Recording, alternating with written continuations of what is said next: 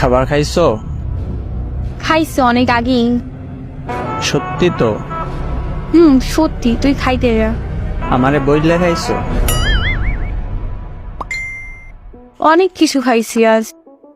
বমি কইরা ফালা, তারপর আবার খাবি। সত্যি কিছুক্ষণ আগে ভাত খাইছি। খাইছো কেন? আমাকে বলো নাই কেন? এখন ফালাইয়া যা।